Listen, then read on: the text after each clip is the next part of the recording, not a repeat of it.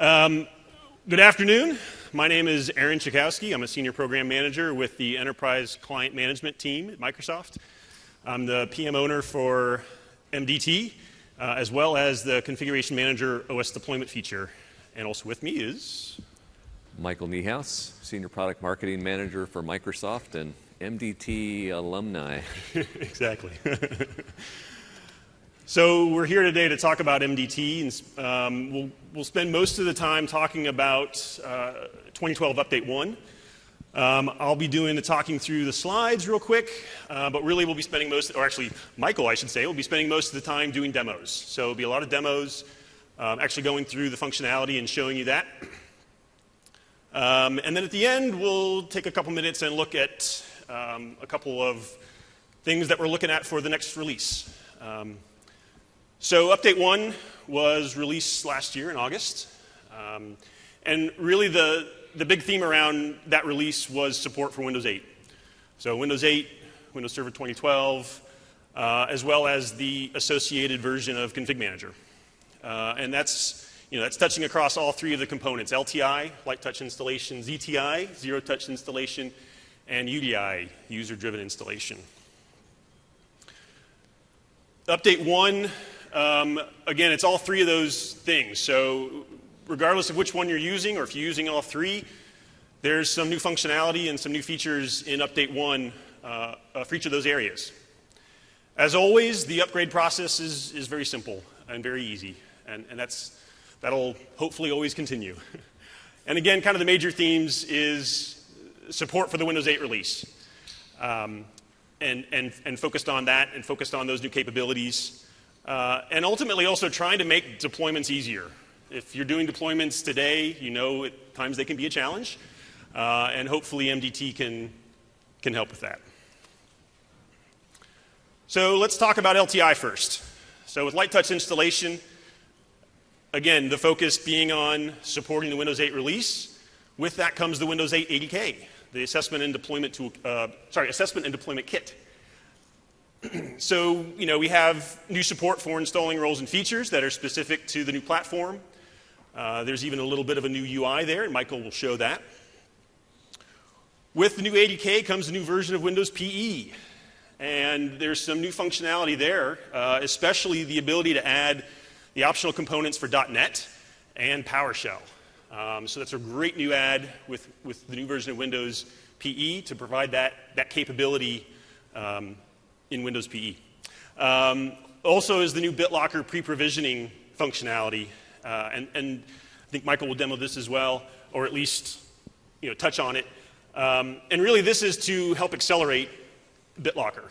So it can take the time to encrypt a drive from hours down to just a few minutes. So that process is sped up significantly.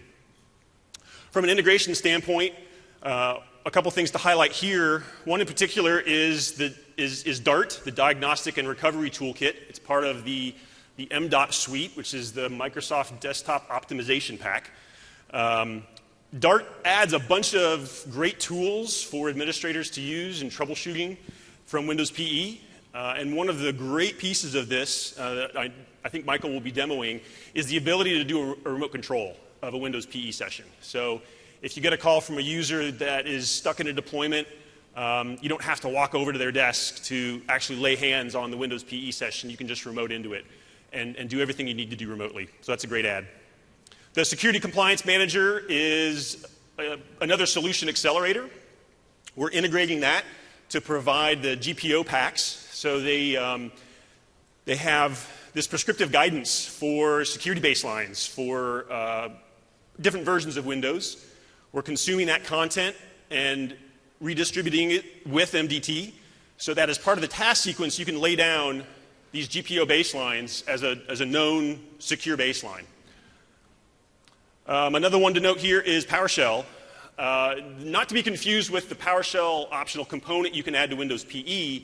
This is the ability to run PowerShell natively as part of the task sequence. And what I mean by that is, the ability to use the MDT environment, so the logging capabilities and the environment variables and all that rich goodness as part of PowerShell. Now, the WSFs that we all know and love are still there, So you can this gives you the ability to add in your own PowerShell scripts. And then some new functionality that comes with Windows 8, the ability to do UEFI. There's a bunch of sessions this week that talk more about UEFI. It's a newer version for BIOS of a system. And then with USMT, we get the ability to do offline state capture, which is great to add that in during Windows PE phase. To provide some better consistency with how System Center Configuration Manager handles deployments, some of the UI in the wizards is a little more consistent and streamlined there.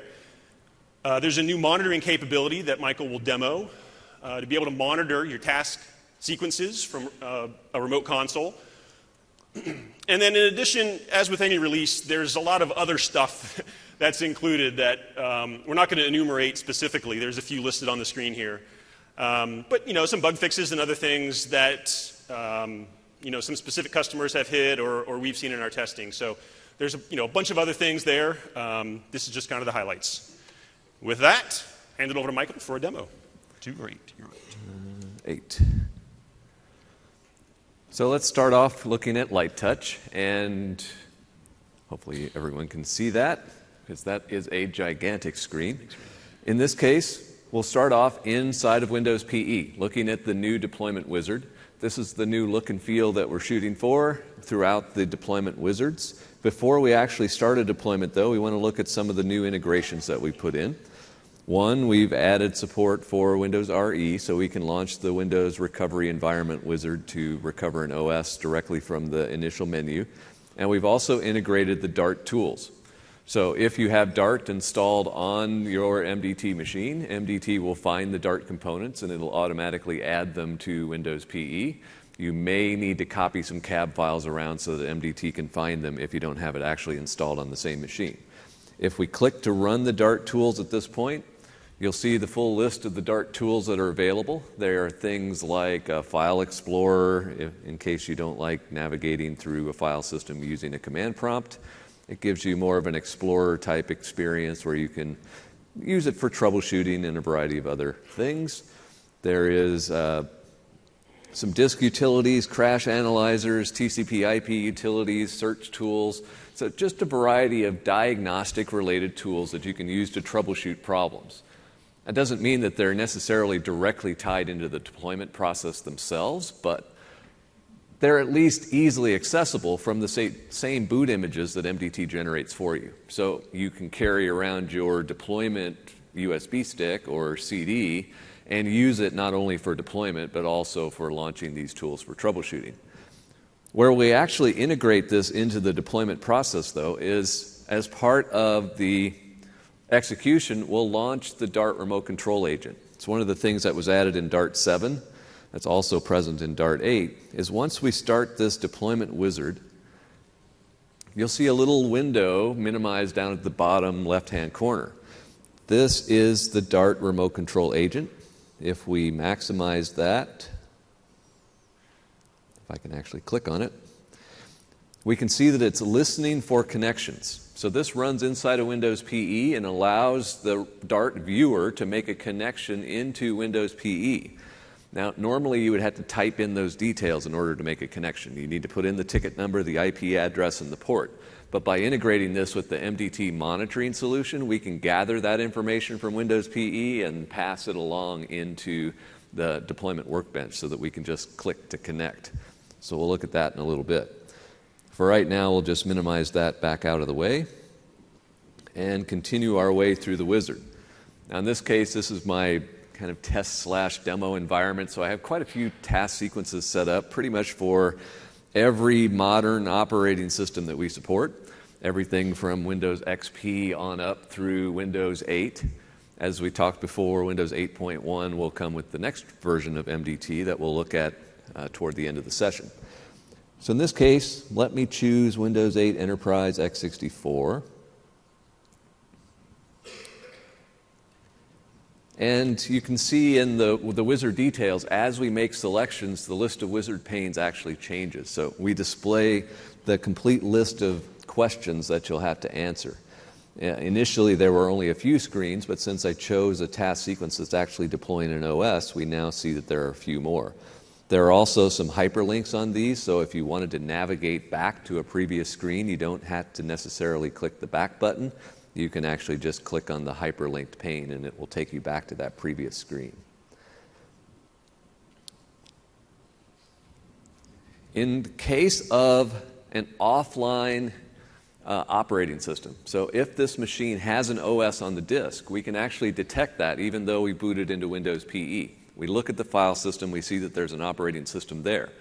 We can then give you an option to migrate that data into the new operating system that you're deploying. So now if you want to do more of the refresh style process, but you always want to initiate the process via Pixie, you can do that. So rather than running lighttouch.vbs from within the existing operating system, you can just Pixie boot and start the process there. The advantage of doing offline USMT, there are no files locked. So it's very easy to make sure that the user's not getting in the way at that point, that there are no apps running, there are no locked files to worry about. So we can say that we want to move the user data and settings from that existing OS. If we happen to say, no, we didn't want to do that, then we would get another question asked. Because if we're not going to move the data from the existing OS that's sitting on the system, well, maybe we want to move data from another computer that was backed up to a network share. So we ask specifically, well, where is that data that you might want to restore? In this case, I'll just say, go ahead and move it.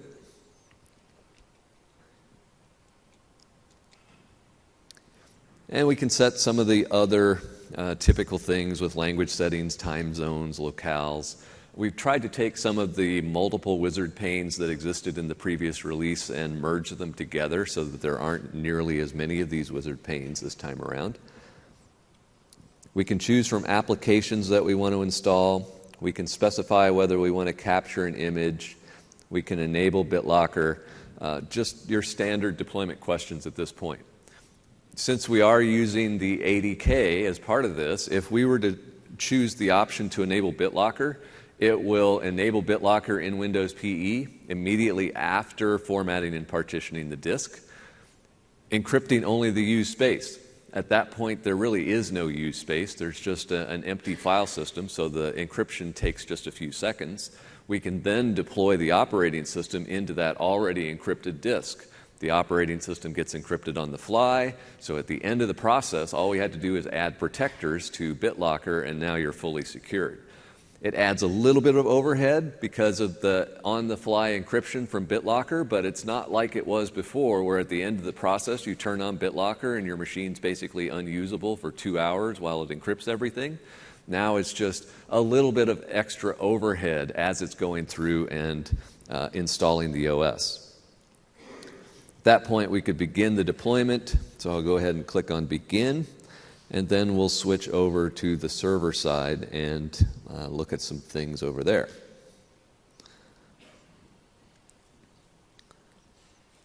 So on my deployment machine, if I go into the deployment workbench, I can go to the monitoring node,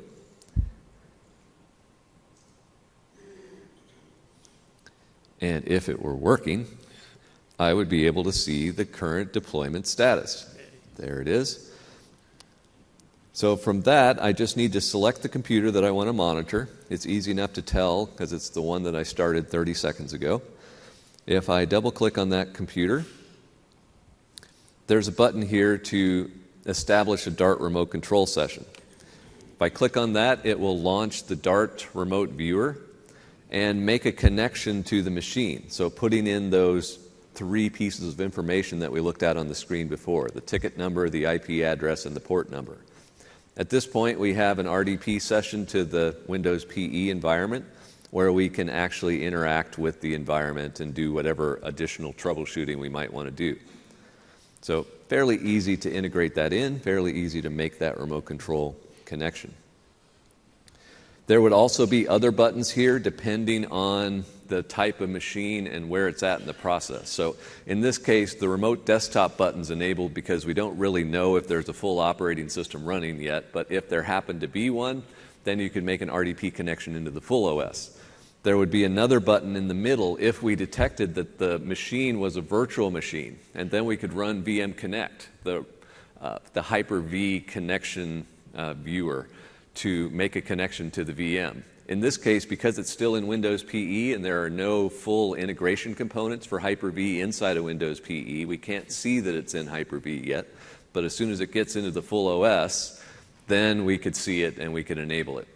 Johan's smiling because there are some blog postings out there that explain how to actually make that work inside of Windows PE. So search around for his blog, for Michael Nystrom's blog, and it'll tell you how to enable those components in Windows PE so that we can enable that particular option sooner. So that'll continue to progress as the deployment goes through. It'll actually sit at this point for quite a while. So this progress bar is actually showing you percentage complete based on the number of steps. So it frequently gets to about the 50% mark very quickly, and then we'll sit there for a while it's installing the operating system. That part takes longer. But after it gets through that, then it will begin to zip through the rest of the process. So the goal with the monitoring is we can just see at a glance, here are all the machines that are being deployed in our environment. Here's the progress that they're making. Did they succeed? Did they fail? Do we need to look at them in any further detail to figure out what happened? On the ADK integration side, if we look at the properties of our deployment share, for Windows PE, there are a bunch of features that are available.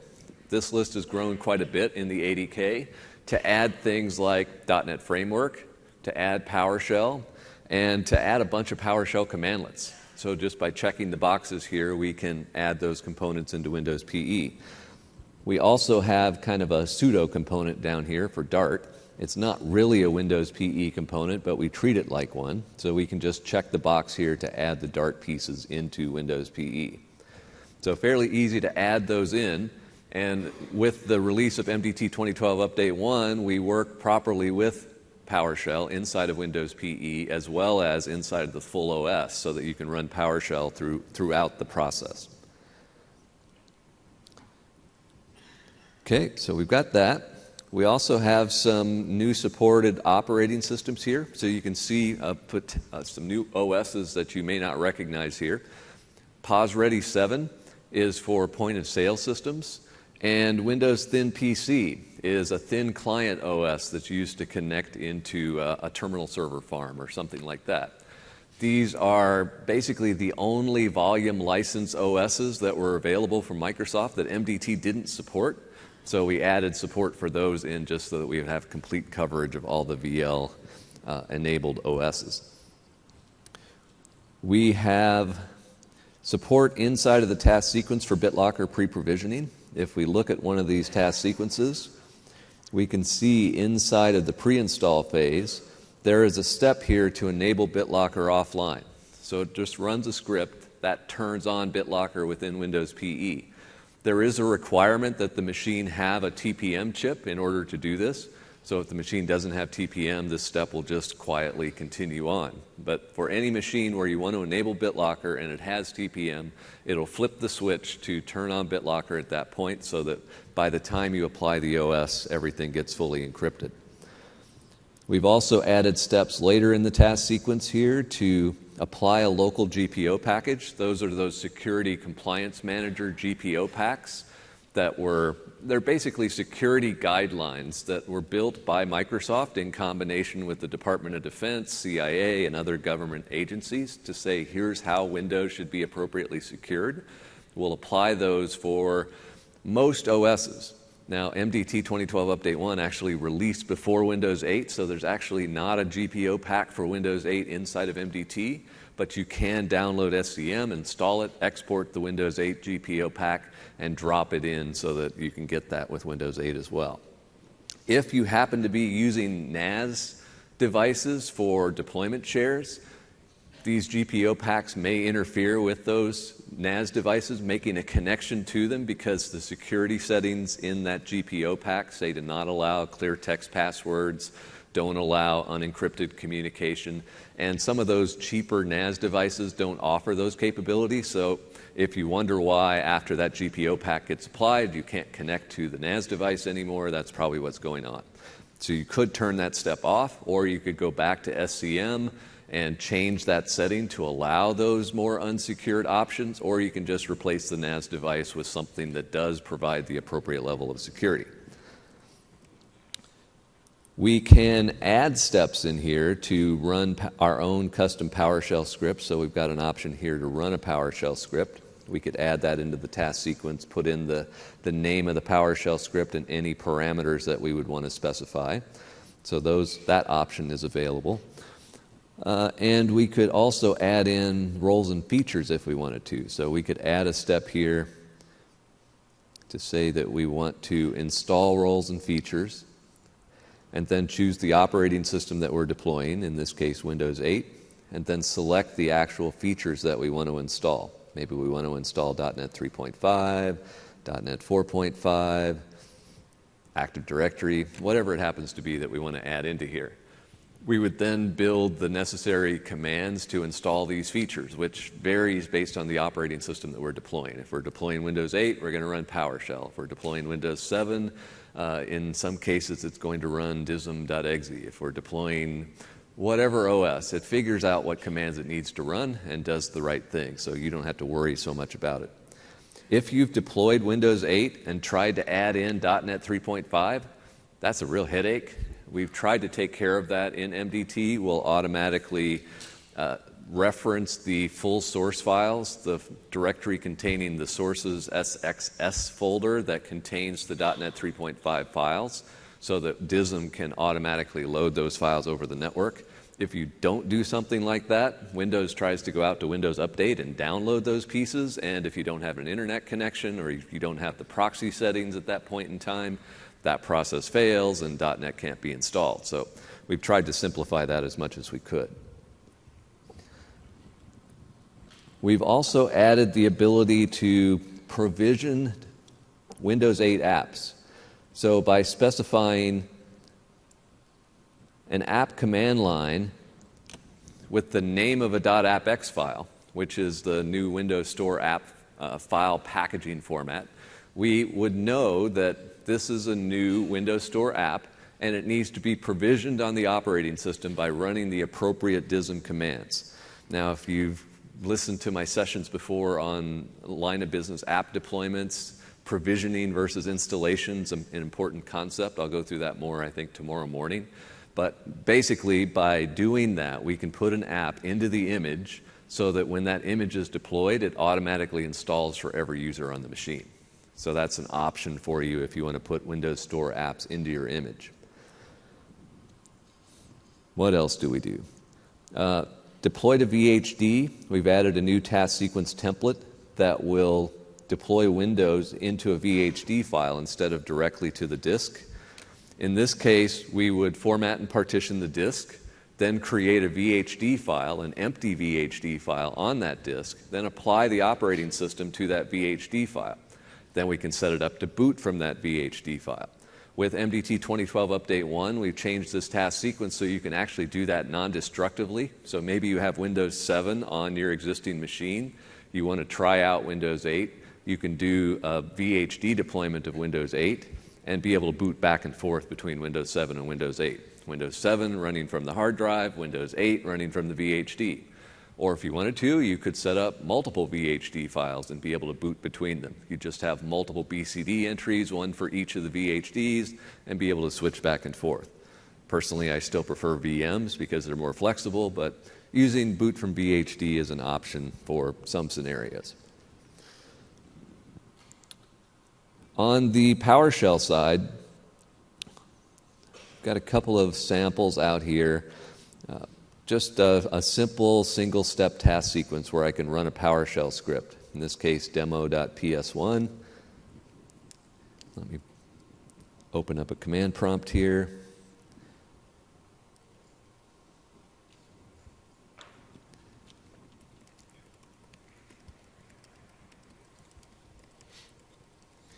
Where I can run lighttouch.bbs. I can choose that task sequence that contains a single step, just to show you what it would look like when I'm running a PowerShell script. There's not really anything special about this PowerShell script. It just shows the types of things that we can do in PowerShell. So I'll scroll down, choose that one, say next, and start it off. Now this will run a script where this script does a few things. It dumps out all the task sequence variables. Basically, that's one line of PowerShell. It will then loop counting from 1 to 100 and display progress, just to show that you can do those types of things in PowerShell. So we can see the progress bar going by as our script does some type of long-running operation. So we can do those types of things in these PowerShell scripts. And just give you an idea of what this PowerShell looks like, let's pull that script up. There's not a whole lot to it. It's a very simple demo. It writes out message hello world, which gets put into the standard bdd.log. It gets a list of the PowerShell modules and drives that are currently loaded. It does a directory of all the task sequence environment variables, as well as all of the list variables, so all of those application 001, 002, 003 things. Rather than treating those as individual variables, it can turn them into PowerShell arrays, which makes them easier to deal with. It then will automatically capture any progress that's being written by PowerShell, and just to make sure that we get all of the working directory and path things right, we can refer to relative content.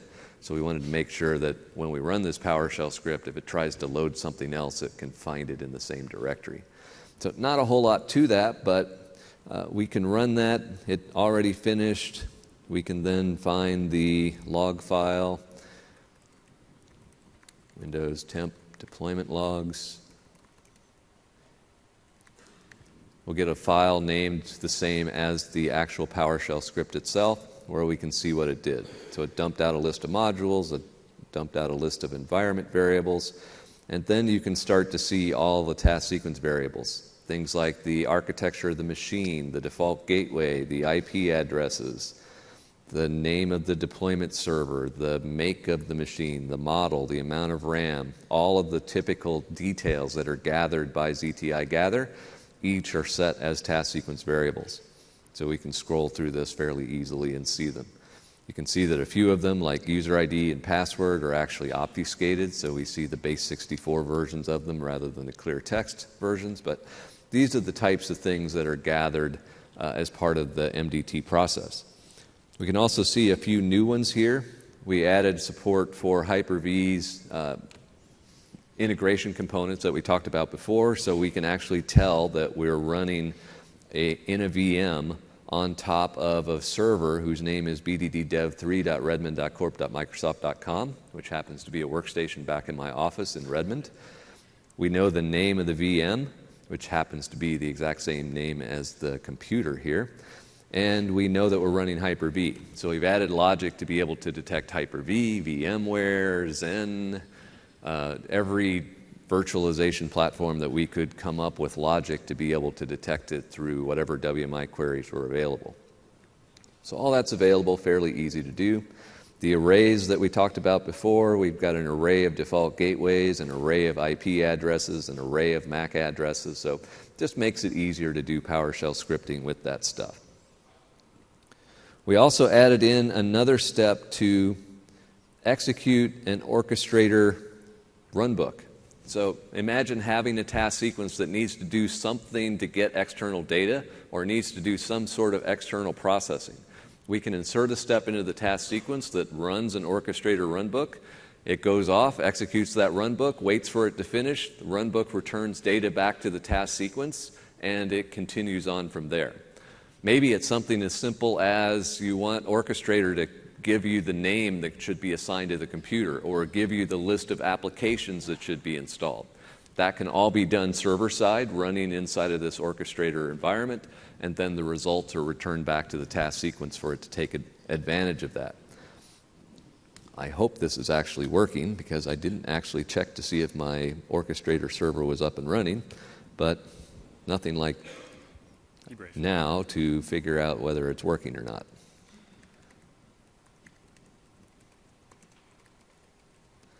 So we'll run lighttouch.vbs again. We'll choose that other task sequence, and as long as my orchestrator server is actually up and running, which I suppose I could check on here, it should be able to execute that runbook. So the server's there. I did this at one conference, I don't remember which one it was, and my license had expired. So the orchestrator runbook allowed you to submit execution requests, but then it just never ran them. So it just sat there forever and eventually timed out. So we'll choose my orchestrator demo task sequence, which just has a single step. It will talk to orchestrator via a web service, and then it'll sit there and wait for the runbook to complete. Hopefully that completes fairly quickly. If it doesn't complete in a few seconds, well, then there's probably something going on my server that's preventing that from working. We can actually follow the progress along. All of that ends up getting logged. So if we go to mini-nt, SMS-OSD, OSD logs, GTI execute runbook, we can see what it's up to. So far, it's waiting for orchestrator to respond back. So it may be that my orchestrator services aren't actually running right now and it's going to time out soon. So we won't sit around and wait for it, but eventually it will manage to submit that. So, it gave up. So it got an internal server error back from my orchestrator machine. So something's not healthy with the orchestrator web service right now. And we won't worry about that because we have lots of other stuff that we want to show. Now, from a UEFI perspective, we talked about MDT adding support for UEFI. And you don't really see any obvious signs of that in the task sequence. So if we look at this Windows 8 task sequence, we still see that there is a single step to format and partition the disk, which is right in here. That step says to create an MBR disk using 100% of the disk space and to go ahead and create an extra active partition. But behind the scenes, MDT knows that if it sees that this is a UEFI computer, instead of creating the typical 2 partitions, it has to create 4 partitions. It has to create the disk as a GPT disk. It creates the 4 partitions with a FAT32 boot partition and an NTFS OS partition. It needs a WinRE tools partition in order to support BitLocker, and it creates an MSR partition, which who knows what it does, but it's required in the ADK documentation, so okay, we'll create one of those too. So it will do that automatically if you use the default configuration here. If you wanted to do a custom disk configuration, then you have to do a little bit more work to put in your own structure that includes at least those 4 partitions and then can add whatever additional partitions you want on top of that. So we've tried to make UEFI as easy as possible. The main thing to realize is that as you're doing UEFI deployments, make sure you're using FAT32 formatted media because UEFI computers can't boot from FAT32 or from non-FAT32 media. There's also no ability to do cross-platform stuff. So if you're attempting to use an x86 boot image to deploy an x64 OS using UEFI, it's never going to work. You have to use an x64 boot image in order to deploy an x64 OS to any UEFI native system. So some things to keep in mind. I've got more discussions on that later in the week if you come to the what's new in Windows 8 8.1 deployment. So I think that's it for LTI. Let's switch back over and talk about what's next. ZTI. You're going to see a lot of the same things here. Support for Windows 8. A lot of the same functionality. So you're going to see this across a lot of these different sections as we talk about LTI to ZTI to UDI. We're supporting Windows 8. We're supporting that new functionality. We're supporting BitLocker pre-provisioning. We're supporting UEFI. And I think exactly the same list of integrations, just with the config manager twist on things. Still doing offline state capture in Windows PE with the new version of USMT. The monitoring capability with MDT is still there. The caveat there is that the monitoring here is only for MDT steps in your task sequence. It can't monitor the config manager steps. And it's because the steps themselves are what are reporting back to the web service. Now, keep in mind, with Config Manager, you can use status messaging to monitor the end-to-end process. So you do have that monitoring capability available. If you haven't upgraded to Config Manager 2012 yet, we still have support with MDT 2012 Update 1 for Configuration Manager 2007. And again, there's a lot of behind-the-scenes improvements. The one in particular to call out here is that the template for UDI and ZTI are now combined into one. So there's often a lot of questions, hey, how do I create a UDI task sequence? I don't see that option. As you go through the wizard to create a task sequence, one of the options there will be to set it for user-driven installation. Underneath the hood, then, that is setting a variable that is used as a condition for a bunch of the steps. So it's just important to note that that's a combined template now. And with that, let's take a look at that. Okay. Where am I again? 8. Just trying to fix my orchestrator server. We'll see if I succeeded in that or not. We'll come back to that one in a minute. On the ZTI side, let me get into Configuration Manager. Hey, more errors. Did it work?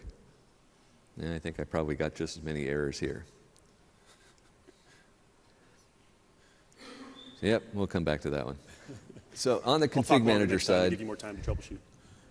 we have the integration in place for MDT. So we ran the Config Manager integration wizard, and what that ends up doing is 3 things, basically. It adds a wizard here to create an MDT task sequence. It adds a wizard for boot images to create a boot image using MDT.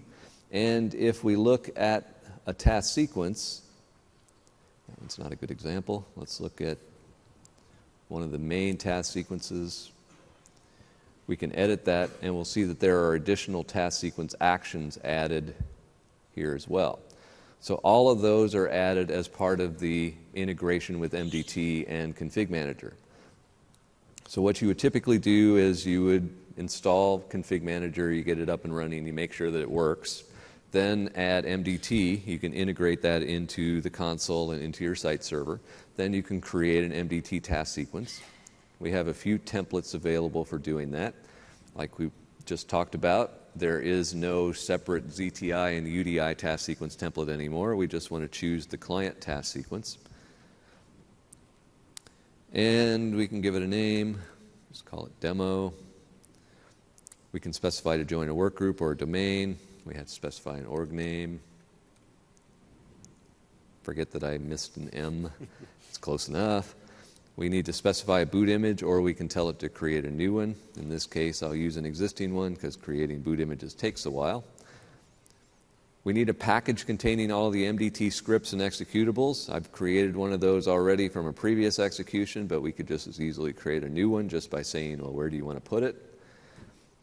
We can use OS images or OS install packages. Now with Config Manager 2012 SP1, the preference is to use an existing OS image for everything. So always use a WIM file, don't use the full set of setup files. Because the challenge that you had before is that would end up with Windows running from d:\Windows, but they've taken care of that problem. So now we don't need to worry so much about OS install packages, we'll focus on OS images. That doesn't mean that MDT handles this quite perfectly, as I'm sure some of the people in the room have realized, that there may be a tweak necessary to the task sequence to get it so that the operating system ends up running from the drive letter that you expect. We'll look at that in a sec. Here's the new choice that we have to specify either a zero-touch installation deployment where we have no wizard, or a user-driven installation task sequence where we do. So one simple choice gets you a wizard or doesn't get you a wizard. We'll look in a minute at what that actually does. We then need the Config Manager client because that gets installed as part of the task sequence. We need the user state migration tool package because that gets run by the task sequence. And we need a settings package that contains the MDT custom settings.ini as well as the unattend.xml that will be used with the OS. At that point, it creates the task sequence, it creates whatever packages may have needed to be created, and all you need to do are deploy the bits and create a deployment for that particular task sequence. I've already got a variety of task sequences there, so we don't really need to deploy that one. Let's look at one of the existing ones, just to show you the changes that are in MDT 2012 Update 1. First, we added support for UEFI. So Config Manager 2012 SP1 added UEFI support, and in order for MDT to support that on top of Config Manager SP1, we needed to add some additional format and partition disk steps. We've got a few that run initially at the beginning of the process, but the real format and partition disk steps are a little bit farther down.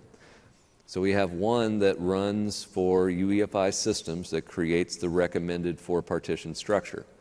If we look at the options on that, we have a check that says, does _SMSTS boot UEFI equal to true? That's what actually indicates this is a UEFI computer. So if that's true, then we want to create the 4-partition structure.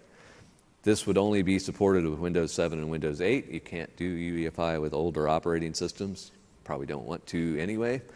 In the case of older OSs, or really even Windows 7, Windows 8, if you're using a non-UEFI computer, we have conditions on this as well. So if boot UEFI is not equal to true, and we're deploying Windows 7 or 8, then we want to create a 499 meg boot partition and use the rest for the disk. If we're deploying Windows Vista, 2 gig boot partition and then the rest of the disk. If we're deploying XP, just 1 big partition. So we have conditions in place that look at the operating system that we're deploying and use that to figure out how to partition the disk. That's actually triggered by a couple of variables that are earlier in the task sequence, because we don't really know at that point what version of the OS is being deployed, so we had to put a variable in the task sequence to tell it. So we'll set a variable, in this case, to 6.2 to indicate that we're deploying Windows 8. Behind the scenes, Windows 8 is version 6.2, so that's where that logic comes from. Windows 8.1, 6.3, so in case you're curious. We've also got a variable here for the wizard. So that question that was asked during the wizard, do you want UDI, do you want ZTI? All that does is set this to yes or no. So if skip wizard is equal to yes, we get a ZTI deployment. If skip wizard is equal to no, then we get a UDI deployment. So easy enough to do that. What else? We have added additional steps to install applications. So one of the big changes in Config Manager 2012 is support for the new application model. So instead of installing packages and programs using the install software step, we install applications using the new app model. There's just one little gotcha for MDT. It treats lists of things as 3-digit numbers, and in this case, it's actually a 2-digit suffix. So we actually have a script added in here that takes the application 001, 002, etc. variables and changes them over to coalesced apps with a 2-digit suffix so that we can then feed that into the install application step for Config Manager to install those. So we'll take care of those details for you. We've got a step in the pre-install phase to pre-provision BitLocker. That's built-in functionality in Config Manager. We just added into the task sequence. We have a step to run USMT offline. So there's a group here that will run USMT offline if you so choose.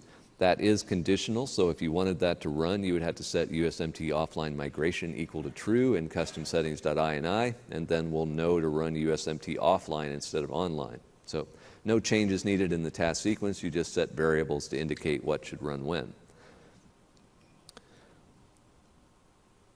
We fixed a couple of problems that you may have run into if you've ever deployed server OSs. We won't look at that one just to save a little bit of time, but we'd never asked before what image index you wanted. So if you used a WIM file that had multiple image indexes, and, well, it's always going to choose image 1.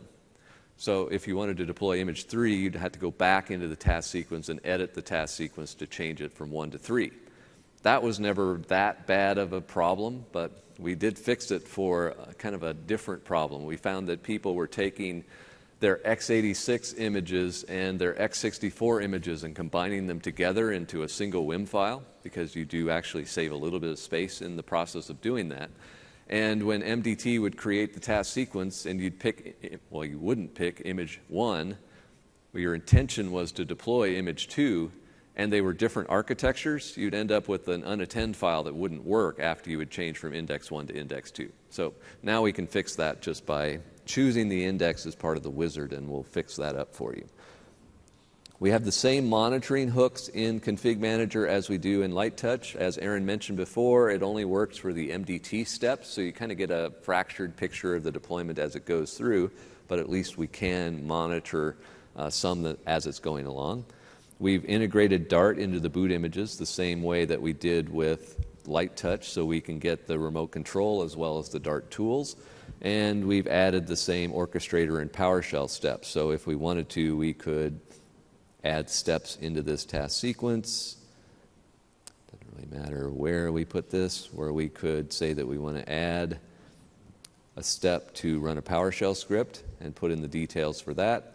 Or we could add a step to run an orchestrator runbook, where we could specify the name of the orchestrator server and then browse to choose an actual runbook. I'm not sure that the web services are really that healthy, so this might just hang the console, but that's okay. We're just about done with it anyway.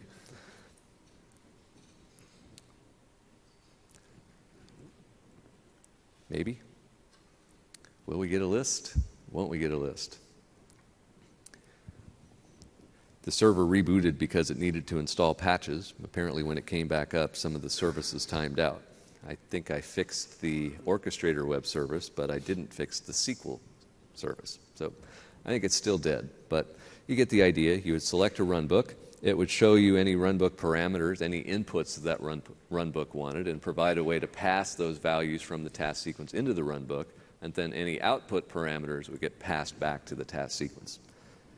Now on the client side, if we switch over to a client machine, standard Config Manager boot image here, we generate it with MDT. We can tell just by looking at the default background bitmap here. Hopefully we can get some policy for the task sequences that are available and kick off a ZTI deployment.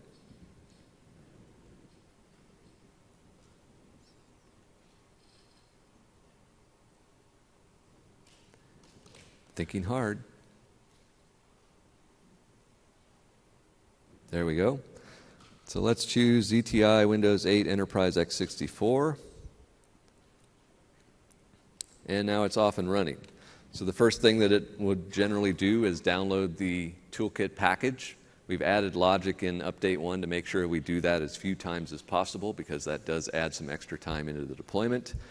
Once that's done, it will then see that Dart is present in the boot image, and it'll launch the Dart remote control agent. So at that point, we would be able to remote control into Config Manager as well.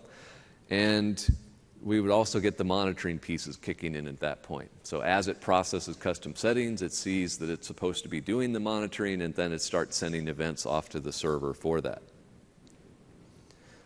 So we'll give it a second here just to see that happen.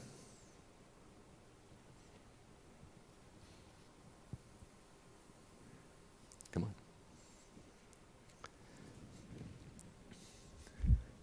That's one of those bugs that I hope gets fixed in MDT 2013. There is a meaningless 60-second delay in that script, and I have no idea why it's in there, but I want to take it out because it slows down the process unnecessarily. I think I know a guy who can help you with that. So as soon as that finishes, it'll continue to go. There you go. There it goes. So there's our remote control agent, and now we can make a connection using the same mechanism before. We can now see it's formatting and partitioning the disk. It knows that we're deploying Windows 8, so it knows it's not a UEFI system, so as a result, it's only going to create 2 partitions instead of 4. I'm not sure if you've seen the Hyper-V discussions around Server 2012 R2 and Windows 8.1. They're actually adding UEFI support for Hyper-V. So now you'll be able to do your UEFI testing inside of virtual machines as well, which was always a headache before. And just to be clear, in the context of ZTI, the remote control and the monitoring is only from the workbench, right? You can't... Only from Workbench, yeah. There's no integration directly into the Config Manager console. To see what was going on, we'd have to switch out of that console back into Deployment Workbench, hit refresh, and now we have 5 machines that are running. And let's see if we can figure out which one of these it is. From the timing, it's probably this last one. Oh, no, that was the orchestrator one that I ran. So I don't think it's reported any status in yet for the others. Either that or it's lost the ability to calculate time, because those times obviously aren't right. We haven't been watching this for anywhere close to 2 hours. Or a day. Okay. All right. So we've talked about LTI, we've talked about ZTI. So let's talk briefly about UDI. Again, you're going to see kind of the same theme here, right? We're adding support for Windows 8 and Windows 8 release. Key thing here, too, with UDI is the ability to add in Windows 8 applications. I think Michael will demo that as he gets into that. Another key thing here is with the designers, the ability to customize your own pages. So there's still a library of pages you can select from and build your UDI deployment. But you can now create, using the designer, your own pages. So you start with a blank slate. You can add elements as you want, and then tie those into task sequence variables in the background. So it gives you a lot of flexibility and a lot of extensibility with the UDI designer.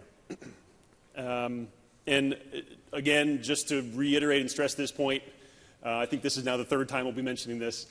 UDI and ZTI are a shared template. So just remember that.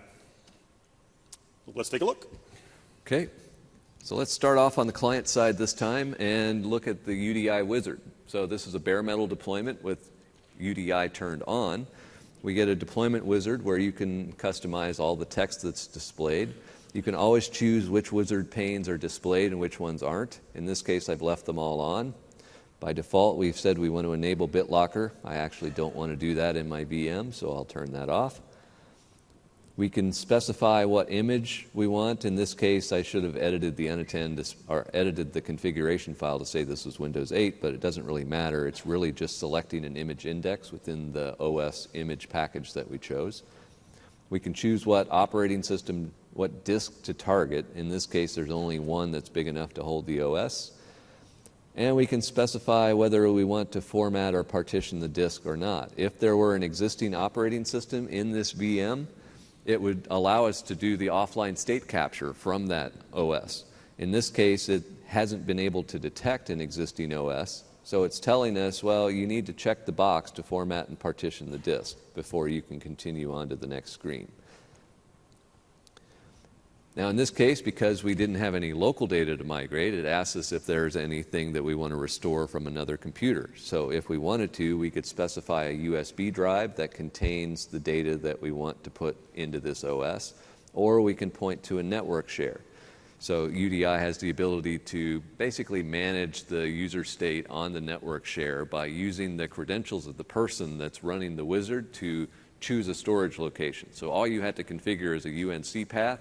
It'll take care of putting it in a unique folder on the server, and then when the same person runs the deployment again on the new computer, it'll know to get that same information back. In this case, I'm just going to say there's no data to restore.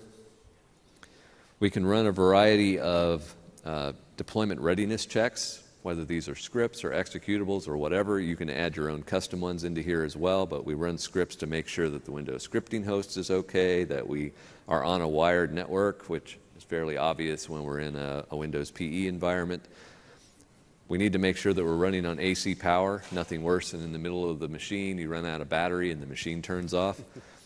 We need to make sure that we can discover the apps that were previously installed so that we can pre-check them when we're choosing applications to install. So a variety of checks like that are hooked into the process. We can then populate things like the domain that we want to join and the OU that we want to put the computer in, We have drop-down lists for that. I only have one domain specified, but I can choose between a few different OUs that I pre-configured. I've pre-populated the join account name, but would be insecure to pre-populate the password because that gets saved in clear text. So I'll type in the password that's needed to join with that account.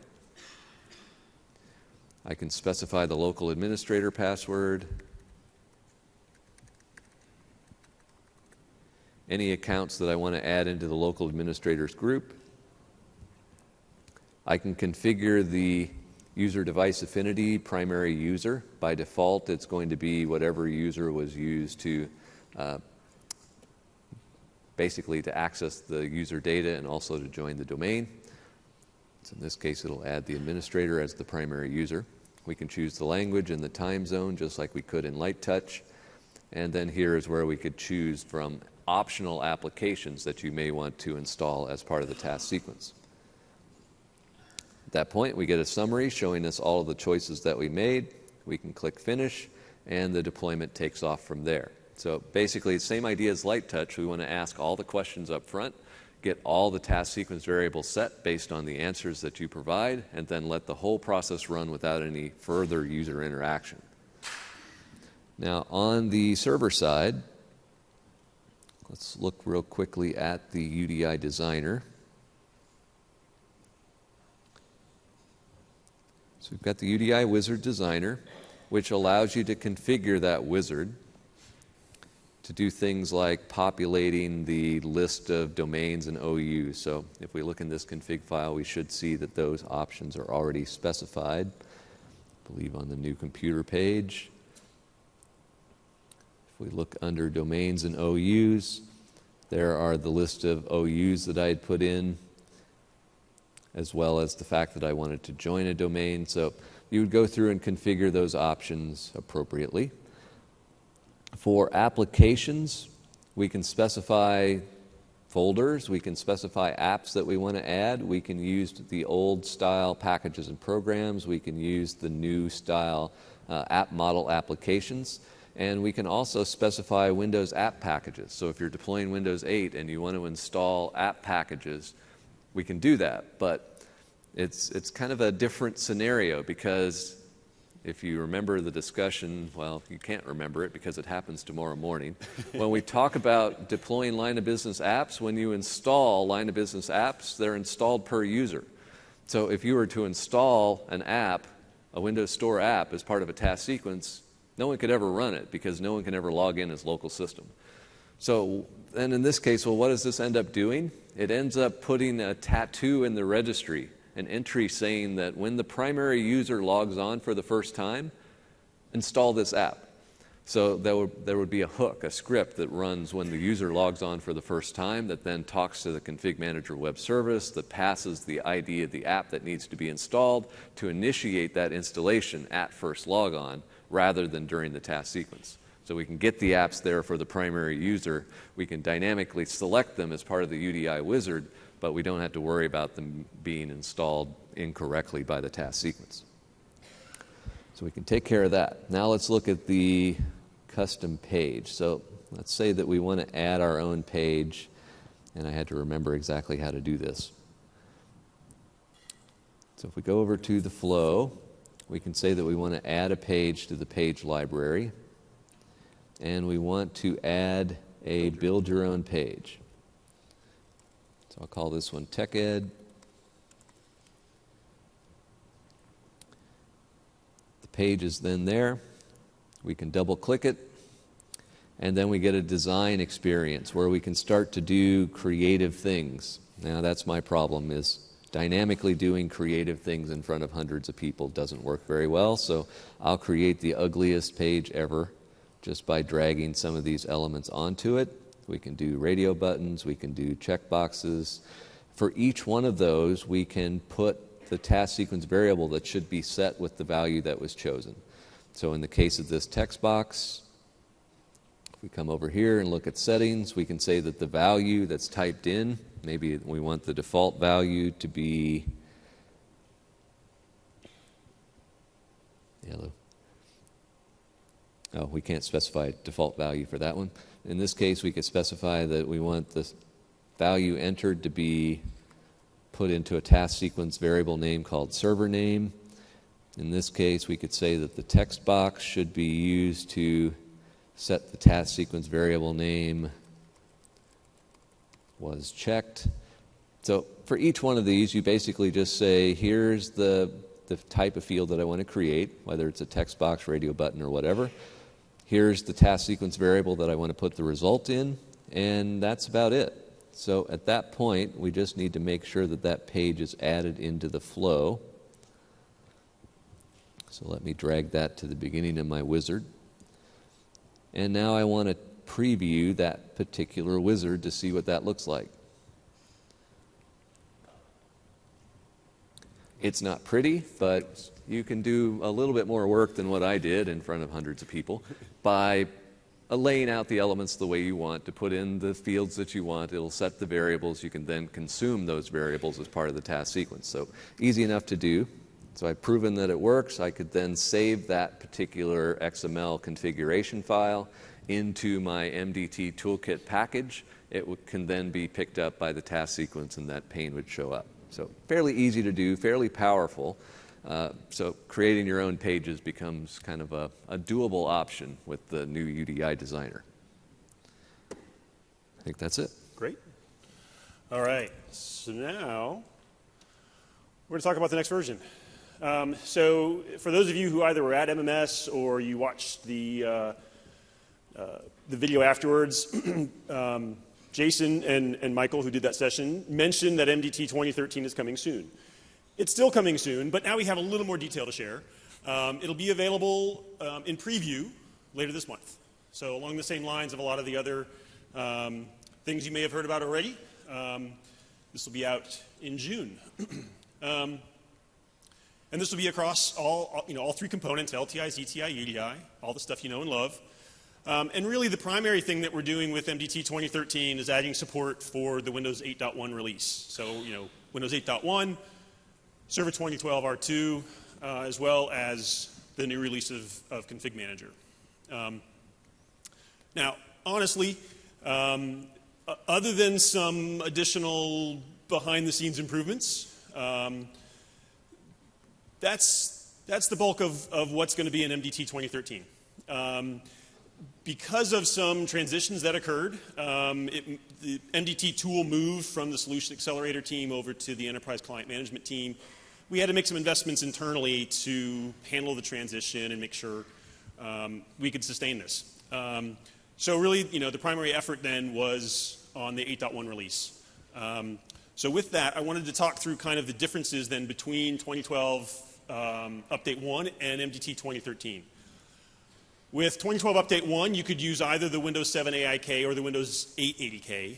With MDT 2013, we made the decision that we're going to lock to the new 8.1 ADK. Now with that, Windows provides deployment support for certain OSs dependent upon the version of the AIK or ADK that you're using.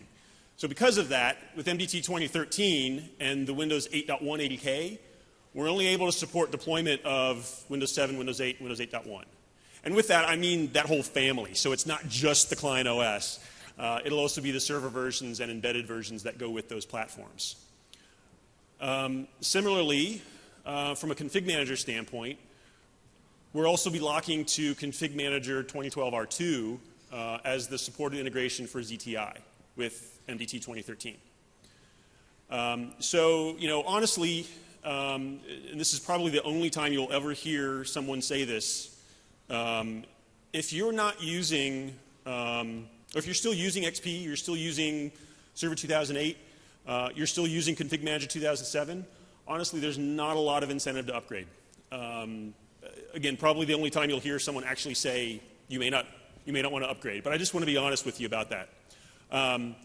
The good news is that MDT 2012 Update 1 will continue to be supported. So even once MDT 2013 is released later this year, and that's as much as I'll tell you on that, MDT 2012 Update 1 will remain, and it'll be supported. So you can continue to use it, and you continue to get support. So if you're not already using MDT, you can go get it today. And once we release MDT 2013, you can still go to the Download Center and get MDT 2012 Update 1, still free, still in the Download Center. If you want to know about the release of MDT 2013 Preview, and you want to get access to the bits, you need to sign up on Connect. We recently changed our Connect site. If you were already signed up or you're on a bunch of the mailing lists, hopefully you saw that announcement that came out.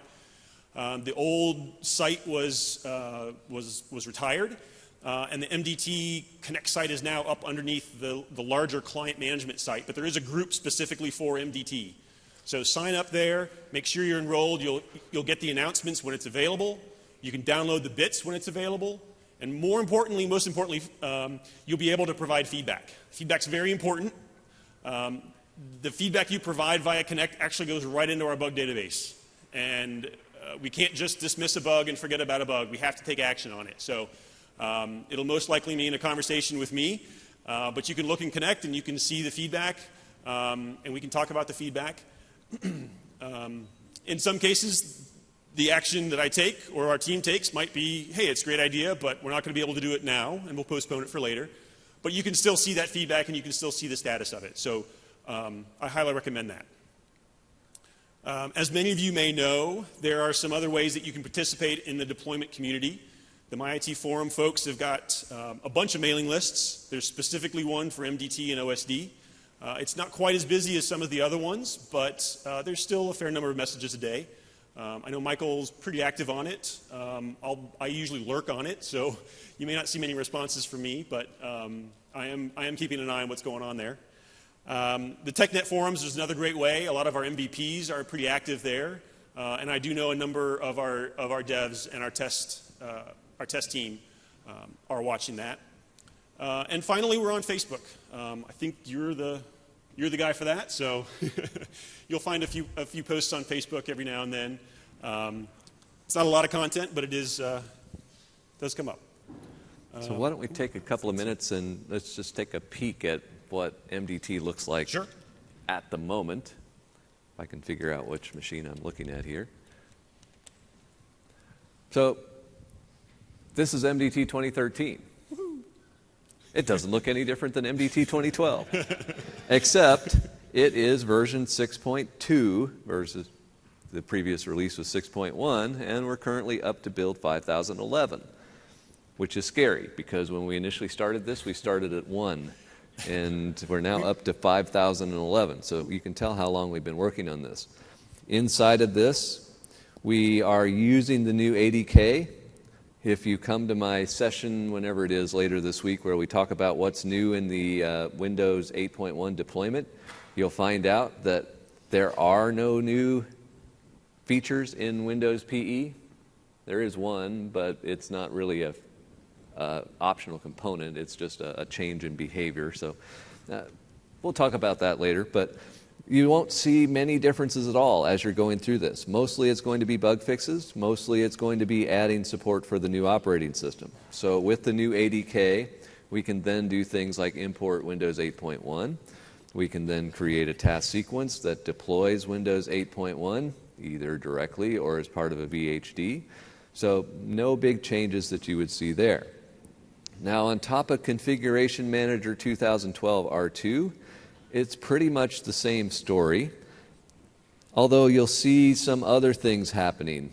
Like if we were to look at task sequences here, I've created a few task sequences for Windows 8.1, UDI, Windows 8.1. I've tried them all out. They all work reasonably well. If we were to look inside of the task sequence editor, you'll start to see some shifts where some of the functionality that was in MDT will slowly become part of the Config Manager product. That's kind of always been the intended long-term direction. We wanted to get from a lot of this being as part of MDT and continuing to be supported as part of MDT to instead shift into Config Manager itself. So you'll start to see things like a run PowerShell script action in Config Manager itself without MDT being involved. There is one to set dynamic variables, so some of the ZTI gather type functionality has been added directly into Config Manager. And we also have one for readiness checks. So you're starting to see some of the functionality being picked up from MDT and supported as part of the Pure product.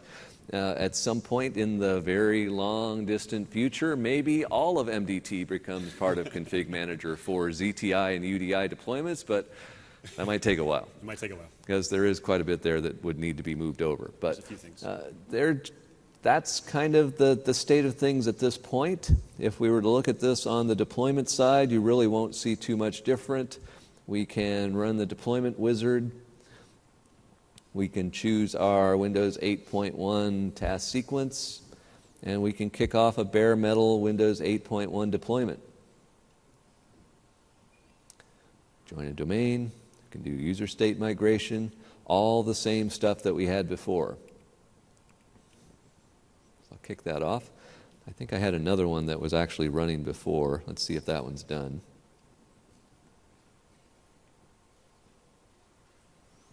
It's doing something. There it is. Just didn't refresh right. So my deployment here finished. If we click on finish, we can get into the new operating system. I think this is a Windows 8.1 deployment. You really won't see too much different as part of the OS deployment process itself. While we're using new tools, new version of MDT, new version of Config Manager, new version of the ADK, new version of Windows PE, new version of USMT, the functionality of them and the behaviors of them, most importantly, aren't really that different than what you were using before. So if you knew how to deploy Windows 7, you knew how to deploy Windows 8, now you know how to deploy Windows 8.1. Fairly easy to do. If we look on the desktop, we can confirm that this is indeed Windows 8.1. This happens to be a preview build from one of the branches where all the new UI stuff has been taken out, because that hasn't been shown publicly yet, except for a few pieces that might have sneaked into the keynote this morning. So watch the video closely. You might see some things in there. But by the time the release preview comes out later this month, you'll be able to use this, because MDT 2013, Config Manager 2012 R2 will all be released at the same time to support deploying this in your lab for you to try all this out and file feedback. Exactly. Please feedback. All right, so that was a brief look. A quick pitch. The bolded item is my session Wednesday morning, where I'll go into some more detail on specifically Config Manager OSD. So you'll see some of the new functionality there, as well as the current functionality with SP1. And these are some of the other Config Manager and Intune sessions that are going on. I'm going to skip through the next two slides really quickly, because I don't think they updated the default deck that I uploaded. So if you look really quickly, you might see some stuff that has absolutely nothing to do with this session, unless you're going to Europe. And then I didn't get any stuff from Michael. But there are, as he said, there's lots of other deployment sessions that he's doing this week. So look at your things on that, on your schedules on that. You can certainly find us throughout the conference for the rest of the week. Ask the Experts would be a great time to come ask questions, or right afterwards for a few minutes. Oh, all the default stuff. Oh, they actually added some stuff here. Okay. So you've got some sites you can go to. Good stuff there. Some nice eye candy here. Channel 9 is where you can get the session offline. More information, okay. And fill out your evaluations. Evals, yay, evals. And I'll go forward. If you scan you can scan the code, do your feedback via the mobile app. Please send feedback. It's a great way for us to know how the session went. If you loved it, if you thought it was great, you thought it was the greatest ever.